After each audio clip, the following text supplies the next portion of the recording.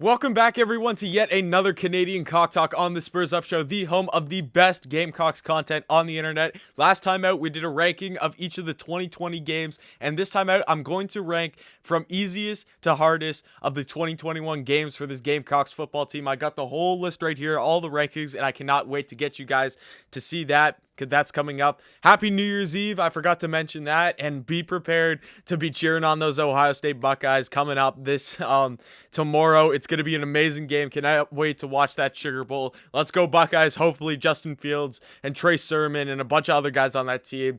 Julian Fleming. You got Garrett Wilson. Tons of talent on that Ohio State side of the ball. So hopefully they can pull it together and pull off an upset against the Clemson Tigers. But let's get into this rankings for our games for next season.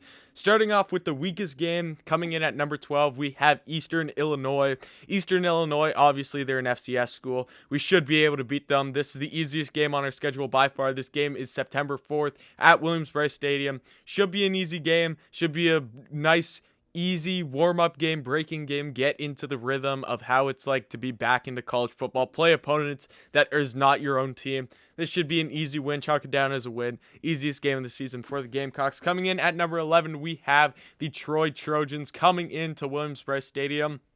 This one is actually very close with the team I have next that we're playing, but I only put this team ahead. Like, I don't know all that too much about these two teams, but I put this one weaker than the other one because this game we do get at home. This game is coming to you October 2nd from Williams-Brice Stadium. And then coming in next for this reason, I have the East Carolina Pirates. We go to Greenville, North Carolina in this game. That is game number 10 for all the games ranked. I put this game above Troy just because, don't get me wrong, the Sun Belt is looking like an amazing conference this year. You look at what they've been able to do in bowl season. I'm pretty sure right now they are 5-1 in total in bowl season. Their only loss was the Coastal Carolina Chanticleers, who were their best team. That was an amazing game, by the way, if you were able to watch that one. Absolutely unbelievable finish. But I did put this game over Troy because we are going to an away stadium. It's a lot better to be at home than to be away. And so I just put ECU above of Troy for that reason. Coming up at, what are we at now? Number 9. Number 9, we have the Vanderbilt Commodores. This game is at home again. Vandy, a new coach is coming in. I can't remember his name, but it's a Notre Dame coach coming in. He is an alumni of Vanderbilt, so he's coming in. We don't lose to Vanderbilt. That should not be a worry. If we are at a point where we are worried about playing Vanderbilt, that just means that our program is at somewhere where we do not want it to be.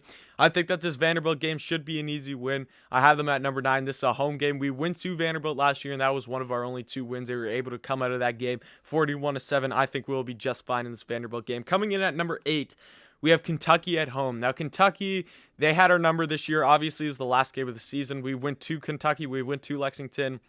It was a rough game. Not a good game at all to watch, but we were super beat up that game. We had tons of injuries, tons of opt-outs. Call it what it is. We were not a full healthy team. We get this game at home last time. Kentucky came to South Carolina. We were able to come out with a win 24-7. That game was back in 2019. Great game there. Considering what the rest of the SEC East is showing us and how it lines up with what we have at home and what we have away, I love this Kentucky game at number 8. I do not think that there would be any other games that I would honestly say are harder than this Kentucky game. There wouldn't be any games that I would say are weaker than this Kentucky game than all the ones I've already listed off. Coming in at number 7, I have us going to the other Columbia. That is Columbia, Missouri, Como, and taking on the Missouri Tigers. Missouri had our number this year. That was actually a very close game, 10-17. We lost that game, but it was Luke Doty's first game. We had a chance on the last drive to go out and tie that game. Our defense was able to shut them out. The only problem, I put this over Kentucky. First of all, Missouri was a way better team than Kentucky, in my opinion, this year. Second, we go to Missouri, and we got beat pretty good last time we went to Missouri. It's a long trip, so you don't know how that affects the team, and you look at all the games where the Gamecocks have to travel a long way, one being Texas A&M. When have we ever played good there? You look at the travel distance, the Gamecocks do tend to struggle the further the distance we are away from home. So I am definitely putting this Missouri game as tougher than the Kentucky game. Coming in at number 6, I have Auburn at home. A game we were able to win this year. That was on our schedule due to COVID coming in. But we get them again this year because they were our opponent for this year.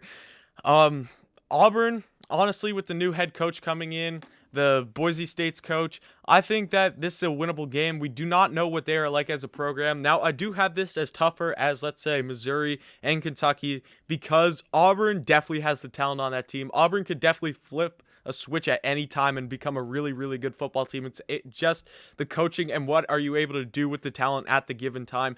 But this game's back at Williams-Brice Stadium. I like our chances in this game. The same as this season. I think that the Gamecocks have a really good chance to come out of Columbia, to come out of Williams-Brice Stadium against Auburn again with a win. So that's why I have this one at number 6. Coming in at number 5, I have the game in Knoxville, Tennessee, going to Rocky Top, taking on Tennessee Volunteers. Tennessee, with the recruiting classes, they've been putting together some really good recruiting classes over the last couple of years, and it's only about time till we start to see those recruiting classes really start to grow and become experienced. And I think that this might be a season where if Tennessee could get the quarterback position figured out, this might be a team that we really got to start worrying about in the SEC East. Going to Knoxville, Tennessee is always tough. I've been to a game there. My first Gamecocks game ever was back in 2013 in Knoxville. That was our best team ever. Remember, you had Connor Shaw, Jadeveon Clowney. I remember Demir Berg catching a touchdown that day. We had Mike Davis in the backfield. Who else do we have? We had Ellington. The list goes on and on and on for all the guys we had on that team. We were ranked 11th in the country, and if we would have won that game, we would have made the SEC championship. But that just shows you it's never easy to go into Knoxville, Tennessee, and come out with a win. So that is a game that I definitely think is a lot harder than a lot of people think it will be. Coming in at number 4, I got the Florida Gators at home. Florida, they're going to have a drop-off from this season. They're not going to be as good offensively this season. They're losing Kyle Trask. They're losing Kyle Pitts. They're losing Kadarius Toney. And I think they're also losing Copeland and Grimes because they opted out for this Cotton Bowl game. The offense is going to be in a remake mode, and I do not know, honestly, who's going to be coming in at the quarterback position and to fill all those gaps. But to fill it out with the same talent that they had in already is going to be tough. And this Florida Gators defense isn't as strong as it could be for an SEC defense. But nonetheless, Florida is still a really, really good team. They're going to be riding off a hot season. So I am going to take the Florida Gators at number 4, because even though this game is at home and Florida's getting weaker, Florida is still a very, very good football program. Number 3, this may surprise some of you, but I have at Georgia being our number 3. Many of you would think that this should be way higher, maybe 2 or maybe even 1, depending on what you guys think. Georgia at 2, the way that we've been able to play Georgia the last 2 times going to Athens, Georgia, gives me a lot more confidence in this game. Yes, we go and beat them, but not only that, if you go back to 2017, we had put up a really, really good fight in Athens. It was a CBS 3:30 game, and we put up a really good fight against the number 1 Bulldogs. That was the season where Georgia had Sony Michel, they had Nick Chubb, they had, who else was in that backfield? They had DeAndre Swift. They had a 3-headed monster in that backfield. That was the Jake Fromm year. That was the year that they made the national championship, and we were able to go in between the hedges and come out and put up a really, really good game against Georgia. I really like how this team plays in Georgia. It might be the fact that there's a lot of ex-teammates, ex-high school opponents that you're going up against when we play Georgia. There's a lot of recruiting battles and stuff like that the players just go in and are a lot more hyped to play or whatever. But I really like how we go into these Georgia games when we're playing in Georgia, and I just think we play really well. And that's why I put this one below the next game. At number 2, I have at Texas A&M.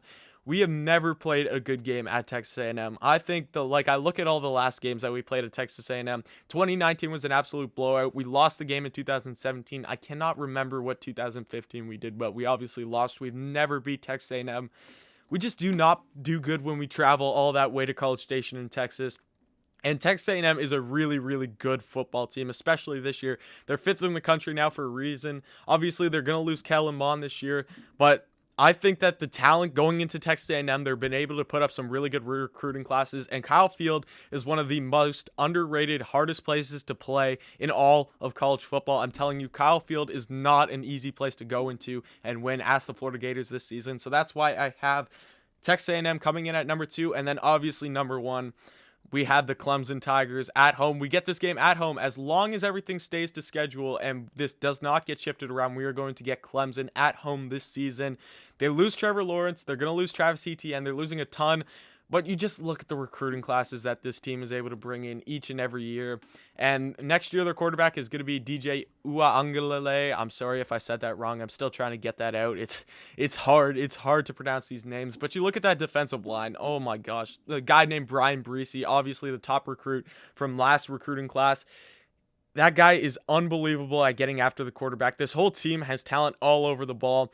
And it's going to be tough. It's going to be really tough for Shane Beamer his first season to go. Even though we had this game at home, hopefully we'll have full capacity in this game. It's still really, really going to be tough to take on what is probably going to be one of the better teams in the country next season. So that's my rankings for the games next season. Early preview into that. Thank you so much for watching this video, guys. I appreciate it. Definitely come back next time.